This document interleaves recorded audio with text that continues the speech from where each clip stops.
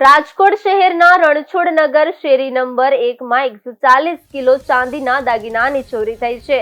તસ્કરો રાત્રિના સમયે અતુલભાઈ પટેલ નામના વેપારીના ઘરમાં ઘૂસીને ચાંદીના દાગીના ચોરી ગયા છે। અતુલભાઈ પટેલ નામના વેપારીએ આ અંગે ધારાસભ્ય ઉદય કાનગડને જાણ કરી છે।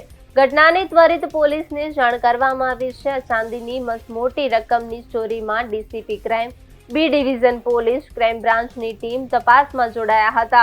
આ અંગે મળતી પ્રાથમિક માહિતી પ્રમાણે મંગળવારે મોડી રાત્રે તસ્કરો રાતના સમયે અતુલભાઈ પટેલના ઘરમાં ઘૂસીને ચાંદીના દાગીના ચોરી કરી ગયા હતા। તેમને આ અંગેની જાણ આજે બુધવારના રોજ થઈ હોવાનું સામે આવી રહ્યું છે। વેપારીએ આ અંગે ધારાસભ્ય ઉદય કાનગડ અને સ્થાનિક પોલીસને જાણ કરી હતી।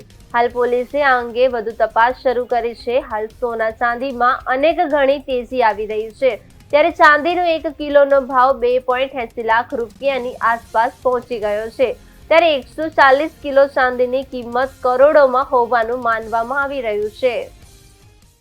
મારા વિસ્તારમાં જે કંઈ ચાંદીના ઓર્નામેન્ટ્સ અને ઇમિટેશનનો બહુ મારા મત વિસ્તારમાં બહુ મોટો ઉદ્યોગ છે અને સવારના જ મને અહીંયા ચાંદીના વેપારી જયેશભાઈ ભૂસાનો ફોન આવ્યો કે આ પ્રકારની અહીંયા ઘટના બની ગઈ છે।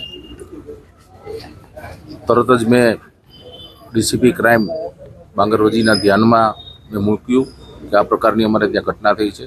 તેઓ પોતે ક્રાઇમ બ્રાન્ચની જે પીઆઈ છે ગોંડલિયાજી અને એની સમગ્ર ટીમ બી ડિવિઝનની ટીમ તરત જ આવી અને જે કાંઈ એમને પ્રાથમિક તપાસ કરવાની હોય, એફઆઈઆર કરવાની હોય, આજુબાજુના જે કાંઈ એમના સર્વેલન્સ અને જે કાંઈ સિસ્ટમ હોય પોલીસની, એ કાર્યવાહી કરી રહ્યા છે અને લગભગ 100 ત્યાં સુધી મારા ધ્યાનમાં થોડું ઘણું આવ્યું છે ત્યાં સુધી 140 કિલો જે ઓર્નામેન્ટ છે ચાંદીના તૈયાર દાગીના એમની ચોરી થઈ છે। એટલે પોલીસ અત્યારે એમની કાર્યવાહી કરી રહી છે। મને વિશ્વાસ છે કે પોલીસ જેમ બને જલ્દી આ ગુનો જે ચોરીનો બનાવ બન્યો છે ને ડિટેક્ટ કરશે।